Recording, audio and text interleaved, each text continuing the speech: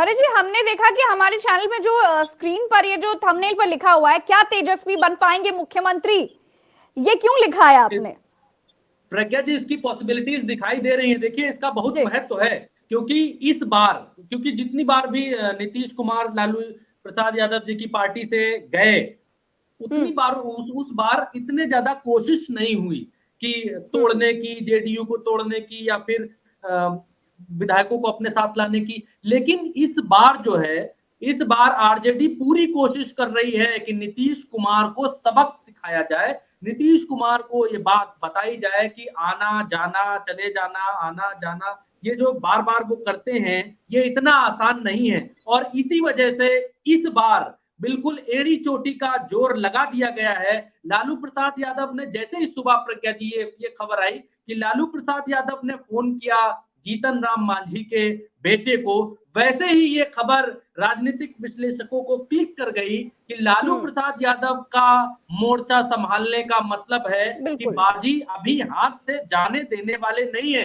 इतनी आसानी से बाजी हाथ से चली जाएगी या फिर लालू प्रसाद यादव इतनी आसानी से छोड़ देंगे, वो होने वाला नहीं है। और उसी का ये परिणाम है कि पहले ये कोशिश की गई कि जीतन राम मांझी या वो लोग जो हमें सपोर्ट कर सकते हैं वो सपोर्ट करें। जब वहां से बात सीधी नहीं बनी, हालांकि बातचीत अभी भी चल रही है, जीतन राम मांझी का बयान है कि राजनीति में कोई दोस्त या दुश्मन नहीं होता है, लेकिन उसके बाद अब जेडीयू की तरफ से खुद स्वयं उनके विधायक ये बात कह रहे हैं, तो इसको आप विद्रोह मानिए प्रज्ञा जी। जेडीयू का विधायक अगर ये बात कह रहा है कि पार्टी टूट जाएगी अगर भारतीय जनता पार्टी के साथ जाएंगे, और उसमें भी नीतीश कुमार बिना इस्तीफा दिए चुपचाप मिठाई खाकर, बर्फी मुंह में दबाकर वापस चले आए राज्यपाल भवन से, तो इसके मायने प्रज्ञा जी बहुत ज्यादा है। दूसरी तरफ आप देखिए कि तेजस्वी कोई बयान नहीं दे रहे हैं, अभी तक कोई उनका बयान नहीं आया है कि क्या है नीतीश जी, क्या है फलाना, क्या है, कुछ नहीं। वो सिर्फ और सिर्फ मीटिंग पर मीटिंग कर रहे हैं, बुला रहे हैं, लोगों से बातचीत कर रहे हैं। वो ये देखना चाहते हैं कि हमारे पास नंबर्स है कि नहीं, क्योंकि ये पूरा गेम नंबर्स का गेम है।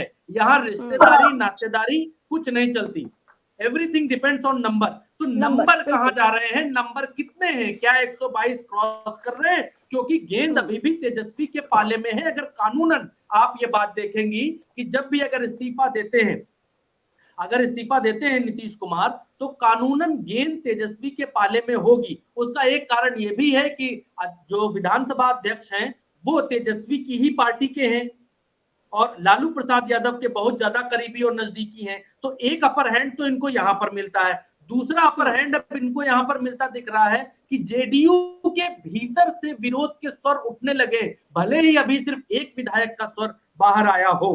तो पॉसिबिलिटीज नंबर 2, यहां पर पॉसिबिलिटी नंबर 2 दिखाई देती है कि क्या तेजस्वी मुख्यमंत्री हो सकते हैं, बन सकते हैं, 3 तिकलम करके हो सकते हैं। और पॉसिबिलिटी नंबर 3 ये है कि अभी एआईएम के एक विधायक हैं, जीतन राम मांझी के 4 विधायक हैं और एक निर्दलीय अभी है जो किसी की तरफ नहीं है। तो अब उसमें क्या पॉसिबिलिटीज बन सकती हैं, ये भी देखा जा रहा है। और ये भी देखा जा रहा है प्रज्ञा जी, सूत्र ये भी कह रहे हैं कि भारतीय जनता पार्टी के अपने विधायकों से भी लालू प्रसाद यादव ये बातचीत कर रहे हैं। इवन यहां तक की बातचीत चल रही है कि हम डिप्टी सीएम का पद ऑफर करेंगे, एक नहीं 2 डिप्टी सीएम बनाएंगे, 2 नहीं 3 डिप्टी सीएम बनाएंगे। आप आओ तो सही, हमारी तरफ आओ तो सही, तेजस्वी यादव के नीचे 2 से 3 डिप्टी सीएम हो सकते हैं, ये ऑफर भी जा चुका है प्रज्ञा जी। तो बिहार की राजनीति अभी किसी करवट बैठी नहीं है। जो ऊंट है राजनीति का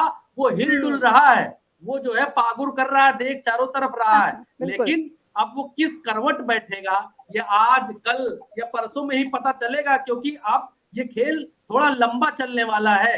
कुछ लोग ये कह रहे हैं, न्यूज चैनल से खबर ब्रेक कर रहे हैं कि 28 तारीख को जो है शपथ ले सकते हैं। हालांकि शपथ वाली बात 28 तारीख वाली वो शिगुफा है, उसमें बहुत ज्यादा सच्चाई नहीं है। और दूसरी बात यह है कि 4 फरवरी को नीतीश कुमार प्रधानमंत्री की एक रैली में भाग लेने वाले हैं और इसीलिए नीतीश कुमार अभी दिल्ली नहीं गए हैं। दिल्ली जाने का संदेश भी दूसरा जाता कि नीतीश कुमार ने हथियार डाल दिए और प्रभु के चरणों में दंडवत होकर लेट गए, क्योंकि उनको इंडिया गठबंधन में अभी संयोजक या प्रधानमंत्री पद का दावेदार नहीं बनाया गया है। तो अब वो इस बहाने प्रधानमंत्री से मंच पर मुलाकात करेंगे 4 तारीख को, 4 फरवरी को। 4 फरवरी के बाद पता चलेगा कि ऊपर से ऑर्डर क्या मिला है, नजरें टेढ़ी कर कर मिलते हैं मोदी जी या मोहब्बत से मिलते हैं, हाथ जोड़कर मिलते हैं, हाथ मिलाकर मिलते हैं।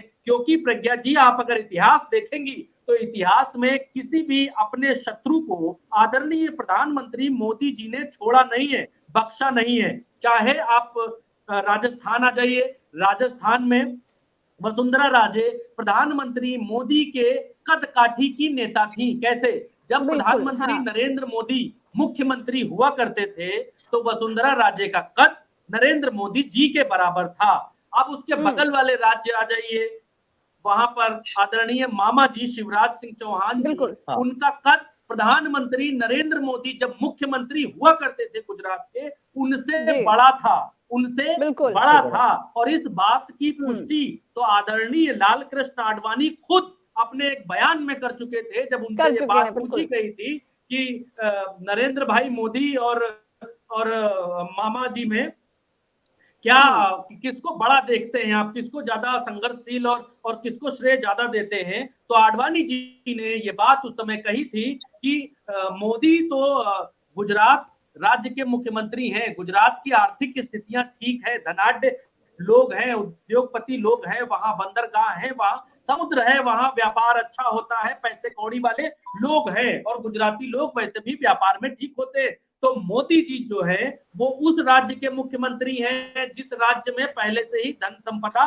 ठीक है, मामला ठीक चल रहा है। लेकिन शिवराज सिंह चौहान उस राज्य का मुख्यमंत्री है जो पहले से बीमारू है और फिर भी बार बार मुख्यमंत्री बन रहा है। तो मेरी नजर में जो शिष्य नंबर 2 है शिवराज सिंह चौहान, वो ज्यादा अच्छा काम कर रहा है, वो ज्यादा बेहतर है। और ये बात प्रधानमंत्री नरेंद्र मोदी जी को अच्छी तो नहीं लगी होगी जब मुख्यमंत्री होंगे, और ये बात किसी को अच्छी नहीं लगेगी कि किसी की तुलना की जाए और तुलनात्मक स्तर में कोई एक डाउन चला जाए, नीचे चला जाए, ये किसी को अच्छा नहीं लगेगा। और आप देखिए कि इसको संयोग कह लीजिए, इसको मोदी जी की जो है कूटनीति कह लीजिए, इसको मोदी जी का मास्टर स्ट्रोक कह लीजिए, जो आप इसको शब्द देना चाहते हैं वो आप शब्द दे लीजिए। लेकिन उनके धुरंधर परम राजनीतिक विरोधी, उनकी ही अपनी पार्टी के, उनको किस तरीके से चतुराई से बर्फ में लगाया है कि अब वो दोबारा खड़े नहीं हो सकते हैं। प्रज्ञा जी, इसकी गारंटी है। और पार्टी में आप देख लीजिए, भारतीय जनता पार्टी में नितिन गडकरी और हमारे रक्षा मंत्री के अलावा कोई तीसरा व्यक्ति इस समय पार्टी में नहीं है जो नरेंद्र मोदी जी के कद काठी के बराबर हो या फिर उनको चुनौती देता हो। ये 2 लोग हैं, इन दोनों लोगों ने भी शरणागति स्वीकार कर ली है। सो इनकी तरफ कोई चीजें नहीं हो रही हैं। अब नीतीश कुमार, वहां पर आता हूं जहां से शुरू किया था। नीतीश कुमार वह व्यक्ति हैं प्रज्ञा जी जिन्होंने भारतीय जनता पार्टी के प्रचार के लिए, भारतीय जनता पार्टी के प्रचार के लिए नरेंद्र मोदी जी को बिहार आने पर प्रतिबंध लगा दिया था। सिर्फ अमेरिका ही वो देश नहीं था जो मोदी जी को अपने देश नहीं बुलाता था। भारत देश में एक ऐसा मुख्यमंत्री बिहार में मौजूद था जिसने मोदी जी के बिहार आने पर एक ही हिसाब से प्रतिबंध लगा रखा था कि we don't want Narendra Modi for प्रचार इन बिहार। ये आप समझ लीजिए। और नरेंद्र मोदी जी ने कोसी में एक बार बाढ़ आई थी प्रज्ञा जी, उस समय एक राहत का पैकेज भेजा था कि हम गुजरात से आपको पैकेज देते हैं। नीतीश कुमार वो मुख्यमंत्री थे जिन्होंने वो पैकेज नहीं लिया था, ठुकरा दिया था।